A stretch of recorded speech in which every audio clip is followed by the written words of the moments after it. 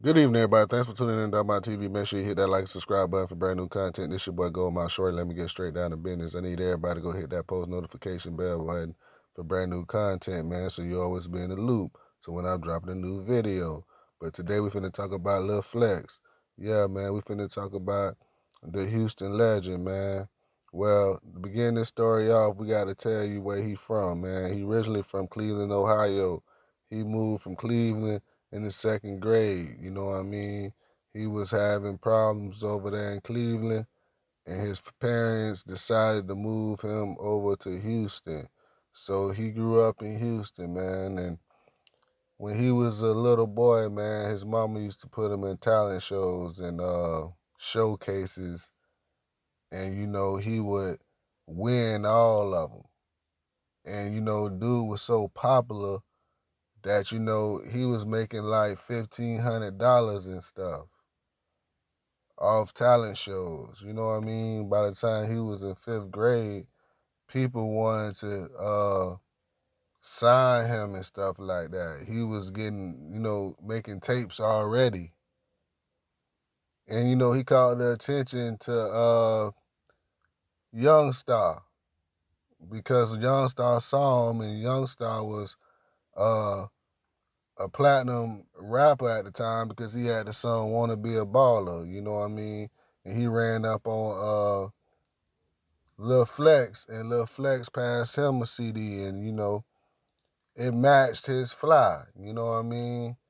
Youngstar took a liking to him because the little homie was already dressed up. He already had the swag, man. You know what I mean? He had the Houston Astros hat on, the Houston Astros jersey on. He had his gold chain on, gold teeth on, and had his tattoos. So it's like, yeah, man, this little nigga here matching my swag. So I gotta sign him. You know what I mean? That's when he put him on beating down the block, knocking pictures on the wall. And then Youngstar put him on a couple other tapes. And then when all that was all said and done, uh, Youngstar set him up so he was getting $7,000 per feature, and he would have 6 or 7 features to knock out every night. And all they would do was just freestyle, man. And this man featured on like 40 classic albums, bruh. Damn near everybody in Houston got a feature from this man. And he had a half a brick around his neck at the time. You know what I mean? Because niggas was getting a whole brick for 16.5. He had like 7, 8 racks around his neck. And we talking about way in 2004. And he had a little pull out in his mouth. He was shining. You know what I mean? He did so good, he was able to drop a couple solos. You know what I mean? And most of that stuff had Youngstar on it in the screwed up click. But you know what I mean? He was cool with everybody, man. He was just doing this thing, you know what I mean, on his journey to the top. And then, one day they had Lilflip in the studio, Chameleon that was in the studio, Paul Wall was in the studio, T. Ferris was in there, and they had Senile in there from Alabama. You know what I mean? All them cats was in the studio. They were just vibing, making music and this and that. And then after this whole meeting and situation in the studio time, these dudes went away, and then there was some type of animosity, you know what I'm saying, a couple months later, it was some type of beef must have went on. But when they was in the room, everything was all good. But some people just started, hating on one another. In some type of way, Lil Flex name got caught up in it. You know what I mean? And Lil Flip was already dissing niggas. Cause he was like, man, I'm the freestyle king. These niggas got gold in their mouth, man. I dropped diamonds, man, in high school. I was pulling up in the car, you know what I mean? With them Craigers on it. You know what I mean? I was doing my thing. I had swangers, man. And then, Lil Flex and Young Star was like, man, bro, you tripping, man. Young Star, like, nigga, I had my own club, nigga. I had partnerships in clubs, nigga. Dropping my own tapes and doing my own shows after I had did Wanna Be a Baller. Nigga, this was all my street money, nigga. Lil Troy didn't make me. When Troy came and got me, I looked at it just the way I was, and Troy told me to keep that look. You know what I mean? Nobody didn't tell me to put a jersey on or go get goals or give me a budget. Nigga, that was me. That was all my shit. I was pulling up in the Benz, nigga, on the motherfucking mobile phone, prime code. Nigga, that was us. So, you know what I mean? They was having wars and bids. They was battling and bickering about who did what, who had the most stuff, who dropped the most tattoos and this and that. So Lil Flex was like, man, ain't got time for that shit. That nigga just hating on us, man. So, you know what I'm saying? Lil Flex fired at that nigga. You know what I mean? And dropped the tape on him. Dissing him. You know what I mean? And Lil Flip came back.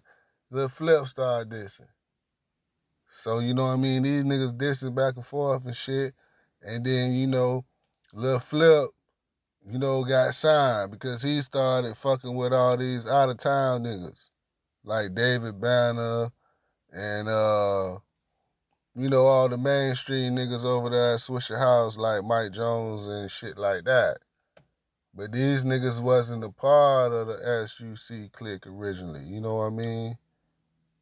Cause your boy Young Star used to hang with Lil O and them other niggas, man.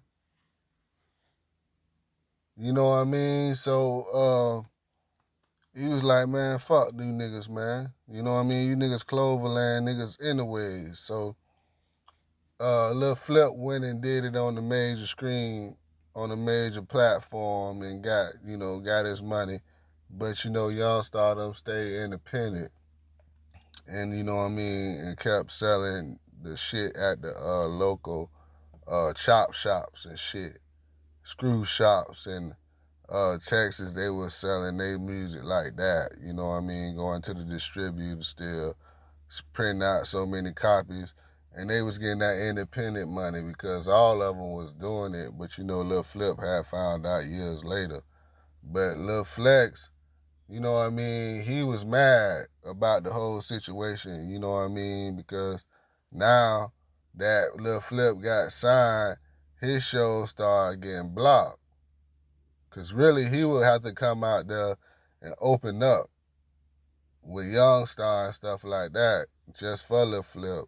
But now, his stuff was starting to get sabotaged and stuff, and people that was running with him switched their shirts, and now they was running with Lil Flip and Swisher House, and Screwed Up Clique got split. You know what I mean? Because when Screw died, half of the members went one way and the other niggas went the other way. You know what I mean? And some niggas just said, fuck it, man, I don't much fuck with these niggas because we really wasn't from that side of town.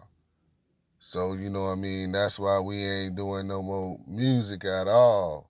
Because Screw was the only thing that kept all them niggas together, you feel me? To make, good classic music. It was, they was featured all on Screw tapes. So, man, the junk just got crazy, bruh. And bruh was still trying to get some cash up, Lil Flex. So he was still doing his little features and stuff by independent artists. You know what I mean? He would drop this price to like 1,500, 2 racks. And he was doing like little small venues and places that people didn't know that Flip, you know what I mean? Flip ain't been into that market yet, and he would try to beat them to the market and do his, make his money, man, do his shows and stuff. You know what I mean? And what ended up happening was he was leaving the hotel one day, and he was talking to this promoter about some business and shit at a meeting outside, picking up some money, and he had his jewelry on and all his clothes Coogee down. And then he had done did the business and he was walking away and some dude came from the blind side and shot at his face. So he had them put his chain in his pocket and tried to run. The nigga shot him in the back. He turned around, dude, shot him 4 times in the arm, shot him in the pelvis, shot him in his side. You know what I mean? They shot the man like 8 times, bro. So he was walking with a limp. He was paralyzed. He was fucked up. They shit bag shot it. They had to cut him open and everything, man. And ever since then, they gave him that medicine and stuff. They was like, bruh, he lost too much blood. He'll never be the same. You know what I mean? He might be a vegetable. But bruh had bounced back like 80%. You know what I mean? So he like, fuck it, bruh. Everybody counted me out. These niggas tried to kill me, bruh. So, you know what I mean? He got him a Thule now. So, you know what I mean? When he got back kind of right and some niggas looked like they were going to do something, talking down, bruh, snap. He did the same thing to some niggas that a nigga did to him. He just started gunning, shooting, and everything, bruh. They like, nigga, you on something, nigga. You on more than lean, nigga. You on something, boy. You on some real heavy drug. But nah, bruh, had them went crazy. He snapped. He got locked up, you know what I mean? He served some time for that shit. Then he got out, and now he trying to rebuild his career. You know what I mean? He done bounced back. He like 90%. He still ain't strong as he was. He can't walk as good as he did. And he ain't as fly as he used to be. Cause really it broke him down, man. But you know what I'm saying? He back making music. So y'all go support him, man. And I wish that Lilflip and all these dudes, you know what I mean, put him back on, bro, and let the man get some shine, man. And that's all I got to say about that Lil Flex story. Peace, I'm out.